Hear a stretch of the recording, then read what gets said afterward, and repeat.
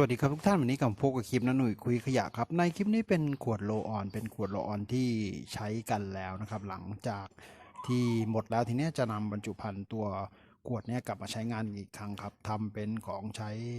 ในห้องน้ำกันครับวันนี้ก็จะนำส่วนตัวฝานะครับพลาสติกนะครับผมโอเคครับที่ตามชมนะครับจากขวดโรลออนครับผม